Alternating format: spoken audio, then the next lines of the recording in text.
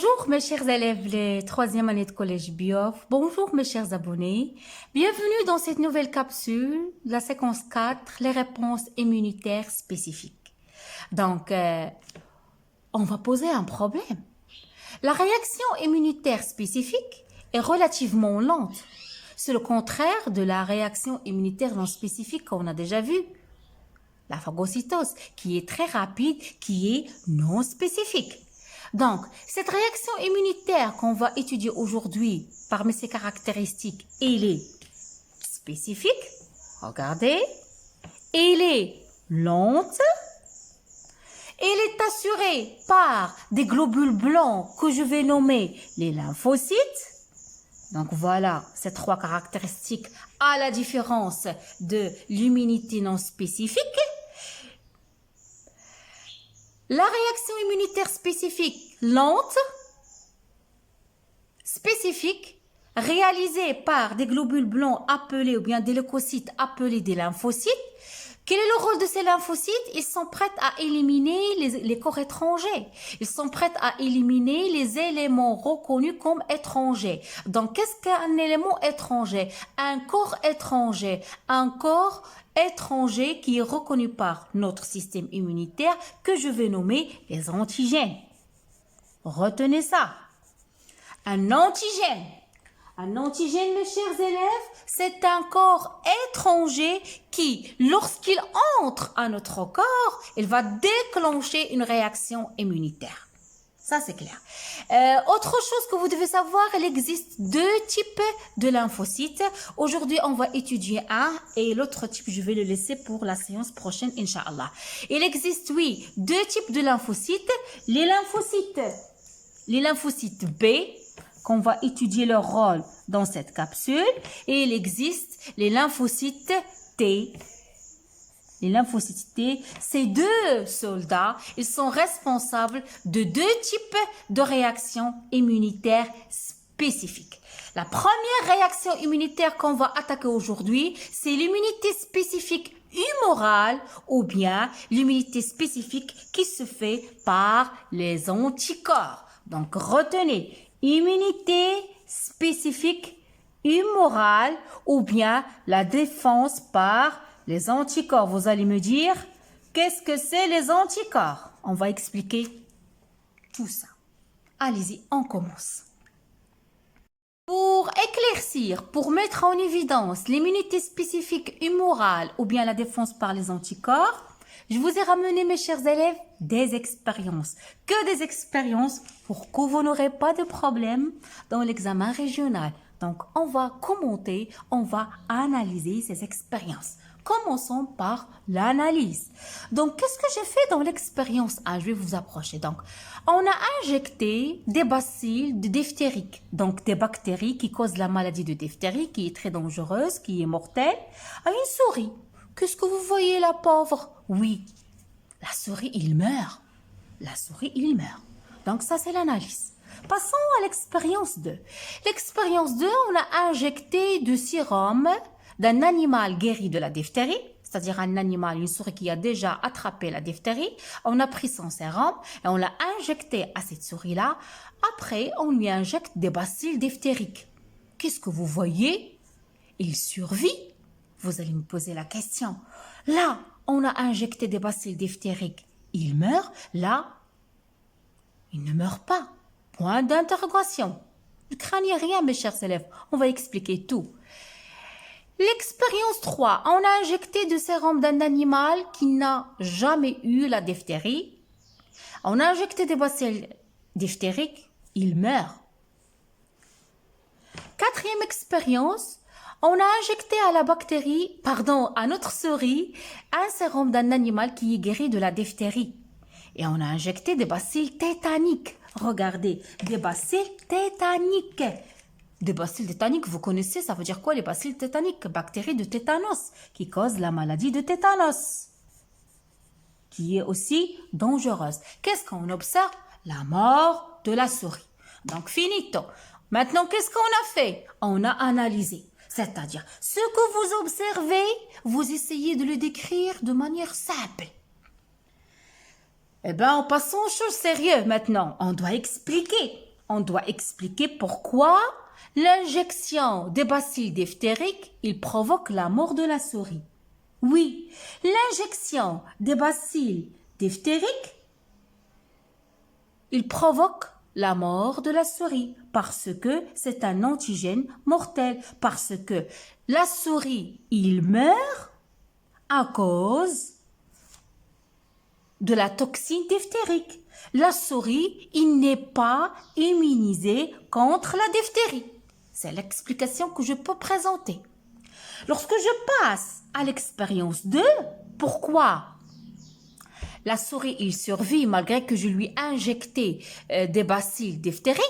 Parce que, en premier temps, mes chers élèves, je lui ai injecté un sérum d'un animal guéri de la diphtérie. Donc, ce sérum, il contient quoi? Il contient des anticorps. Il contient des anticorps contre la bacille diphtérique.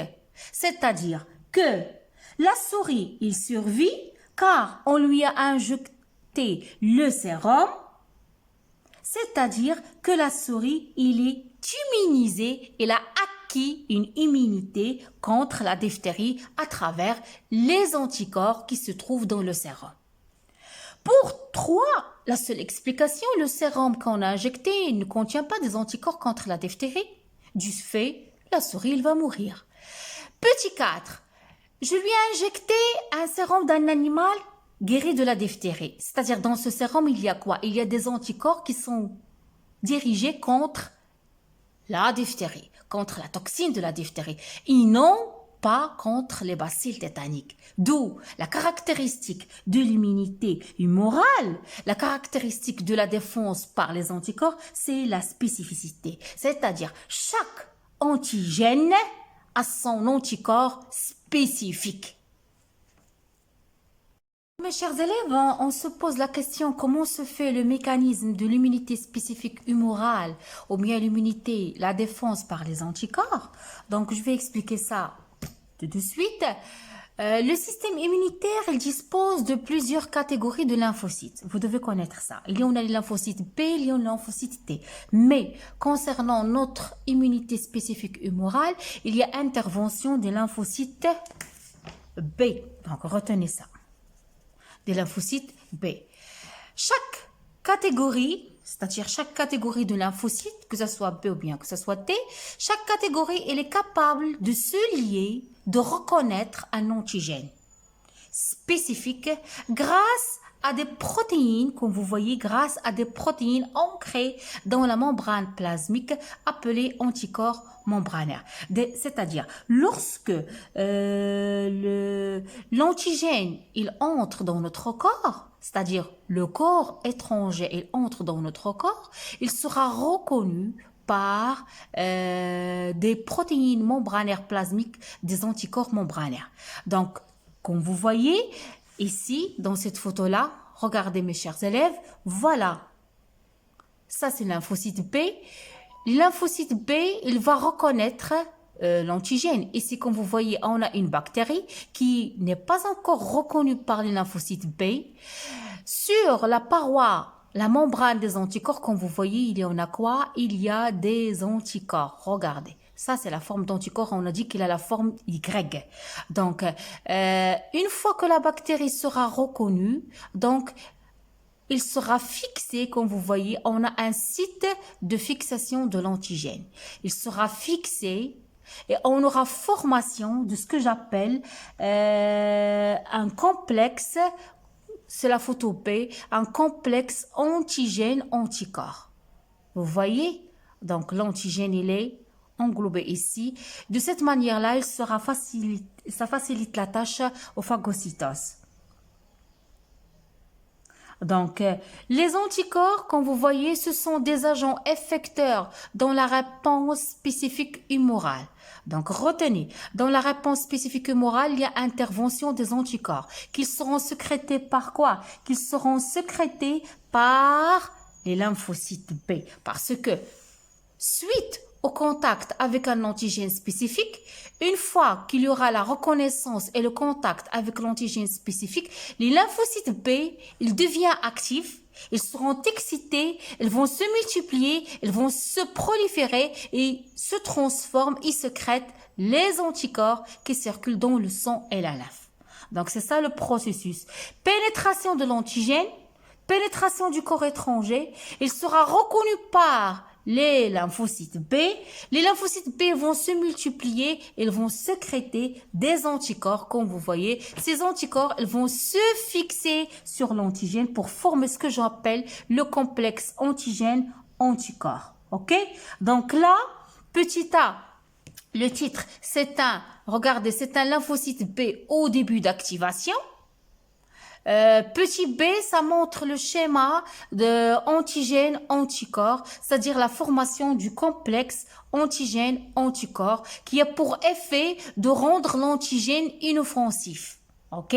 De rendre l'antigène inoffensif. De cette manière-là, le complexe sera éliminé par phagocytose. OK?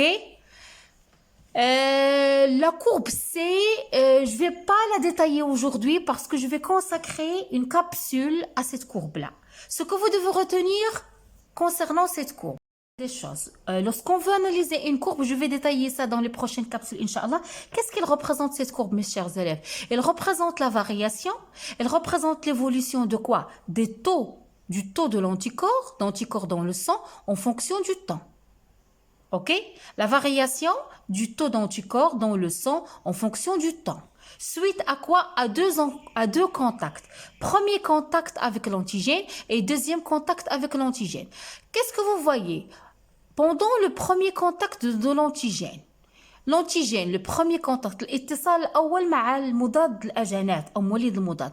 Qu'est-ce qu'il va y avoir? Une réponse immunitaire. Une réponse immunitaire qui est primaire, que je vais le nommer stijaba awwaliya. Caractérisée par quoi? Comme vous voyez, l'antigène il sera reconnu.